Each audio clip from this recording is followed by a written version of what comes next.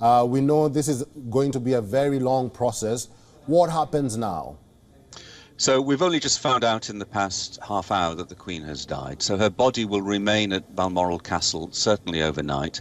Then the expectation is that the body will go by road to Edinburgh, the Scottish capital, and it will lie in state, probably at the Royal Palace of Holyrood, and perhaps also at St Giles Cathedral in Edinburgh.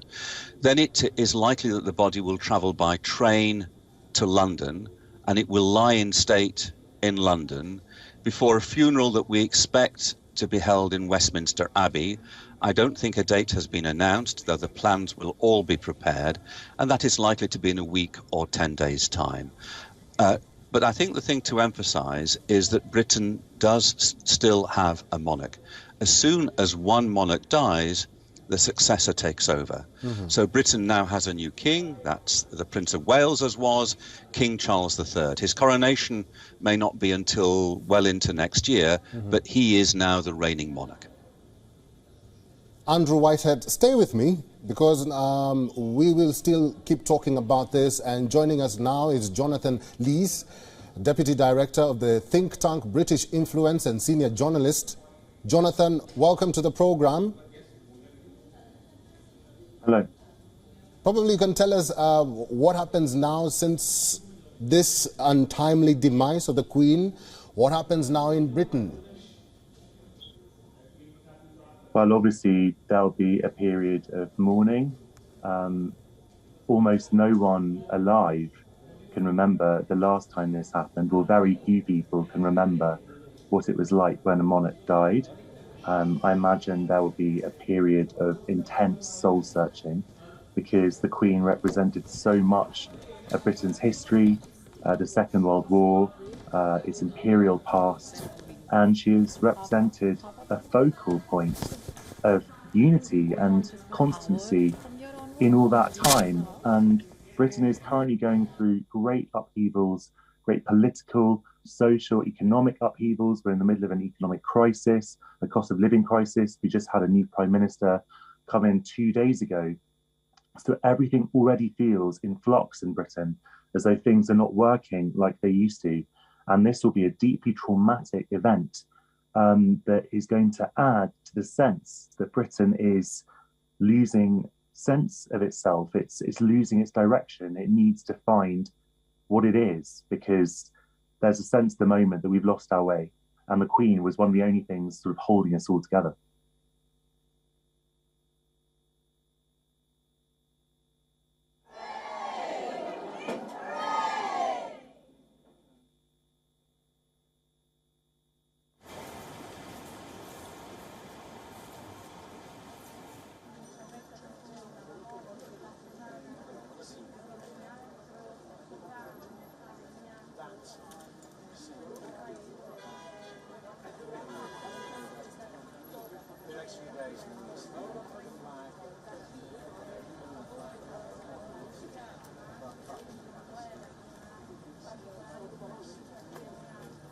Jonathan, if I can just...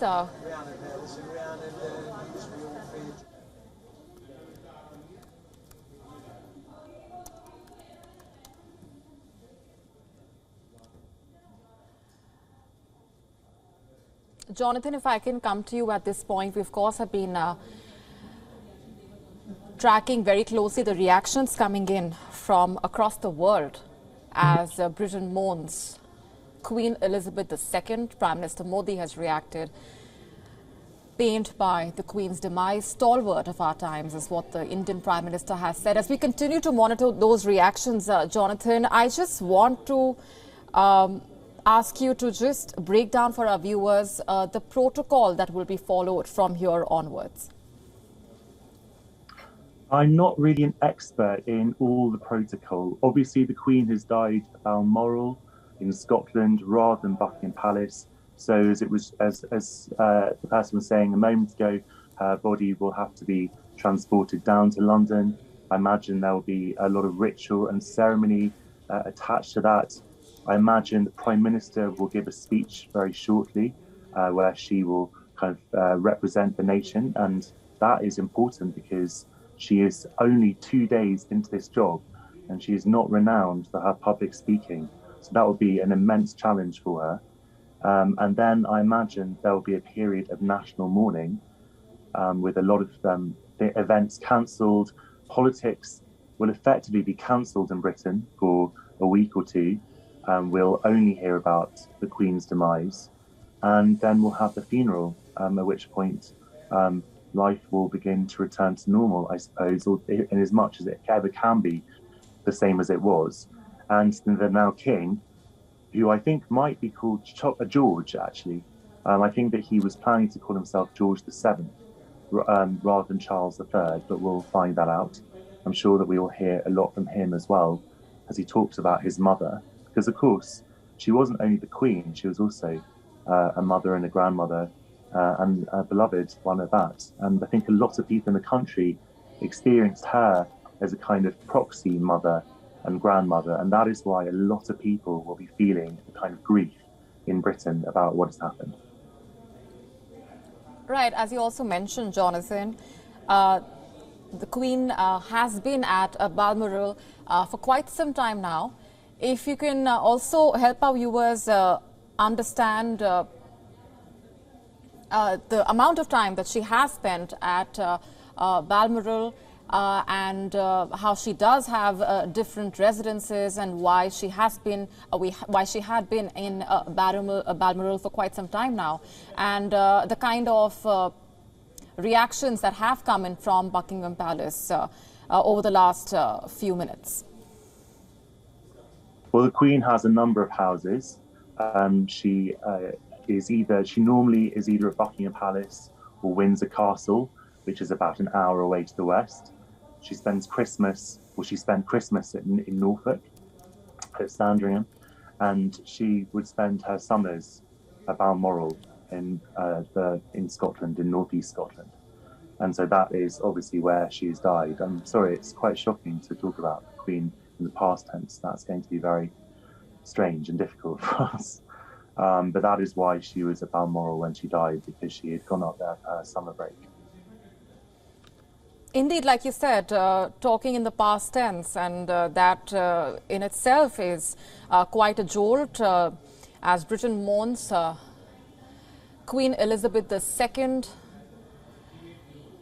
The news came in just a short while back, and we have been getting to you reactions that have been coming in from world leaders. We have been telling you and giving you a better sense of what happens from here onwards as well.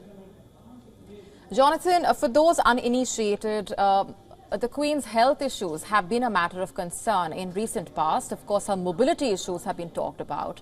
And just a day before this unfortunate news came in, she was also forced to cancel a virtual meeting and was then advised to take rest by the doctors. Yes. Now, obviously, we don't know exactly what was going on behind closed doors. Yes. We don't know how ill the Queen was, and it's not for Buckingham Palace to update the nation on the Queen's intimate medical history. But we obviously knew that she was slowing down, that she did have those mobility issues. We don't know what potential illnesses she might also have had. You can argue that was appropriate, that we didn't know.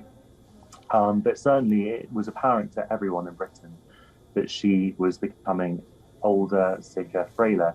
I mean, she had COVID as well in February. That's something that we forget. But, COVID, if she hadn't been vaccinated against that, then that might well have killed her. So it's kind of, it was, in its own way, it was kind of important and interesting that she had managed to make a recovery from COVID. And she talked about actually how difficult that had been. There was an interview that she was, a Zoom call that she did with someone where she was talking about how exhausted it had left her.